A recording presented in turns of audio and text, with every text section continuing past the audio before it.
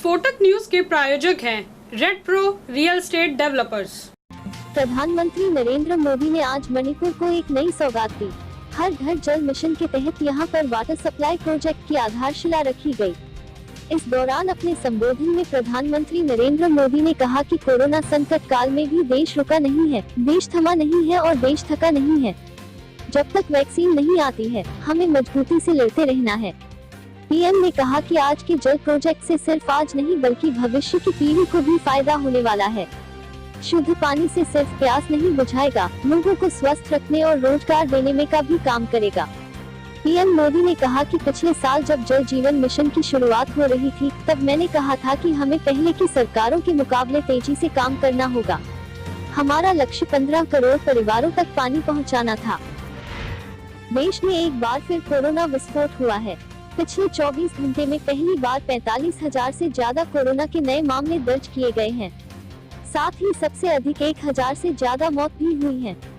देश में अब कुल संक्रमितों की संख्या 12.25 लाख के पार पहुंच गई है। वहीं करीब 30,000 मौतें भी हुई हैं। स्वास्थ्य मंत्रालय के ताज़ा आंकड़ों के मुताबिक देश में कुल संक्रमितों की संख्या 12,38,635 हो गई है। इनमें 4,26,167 एक्टिव केस हैं, तो वहीं 7,82,000 लोग ठीक हो चुके हैं। अब तक 29,861 लोग अपनी जान गंवा चुके हैं। कोरोना संक्रमितों की संख्या के हिसाब से भारत दुनिया का तीसरा सबसे प्रभावित देश है। अमेरिका, ब्राजील के बाद कोरोना महामारी से सबसे ज्यादा प्रभावित भारत है। लेकिन अगर प्रति 10 लाख आबादी पर संक्रमित मामलों और मृत्यु दर की बात करें तो अन्य देशों की तुलना में भारत की स्थिति बहुत बेहतर है। दिल्ली के मुख्यमंत्री अरविंद केजरीवाल ने गुरुवार को चांदनी चौक इलाके का दौरा कर कहा कि दिल्ली सरकार चांदनी चौक को नया रूप देने के लिए यहां पुनर्निवास कार्य करा रही है।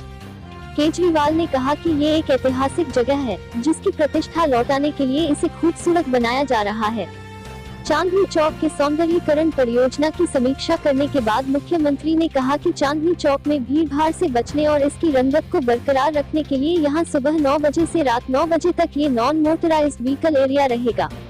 उन्होंने कहा कि पहले इसे मई तक शुरू होना था, लेकिन कोरोना की वजह से इसमें देरी हो गई और अब उम्मीद है कि नवंबर के पहले हफ्ते तक ये शुरू हो जाएगा। इसके सौंदर्यीकरण पर करीब 90 करोड़ रुपए की लागत आएगी। उन्होंने कहा कि चांदनी चौक की सुंदरता बढ़ने से यहां आने वाले विदेशी पर्यटकों की संख्या भी बढ़ेगी। दिल्ली से बड़ी खबर मिल रही है। कोरोना के बढ़ते आंकड़ों को देखते हुए चुनाव आयोग ने बड़ा फैसला लिया है।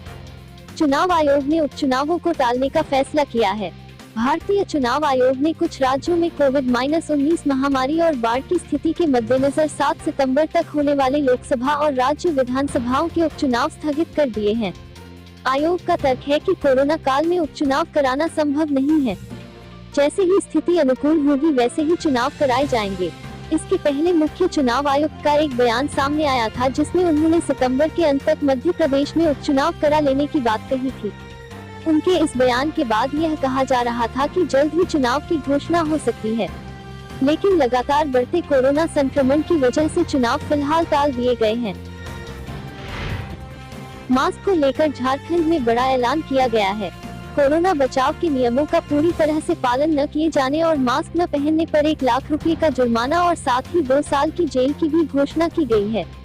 झारखंड कैबिनेट ने गुरुवार को संक्रामक रोग अध्यादेश 2020 को पारित कर दिया है, जिसमें कहा गया है कि सुरक्षा प्रोटोकॉल का उल्लंघन करने वाले और मास्क न पहनने वालों को 1 लाख रुपए का जुर्माना लगाया जाएगा।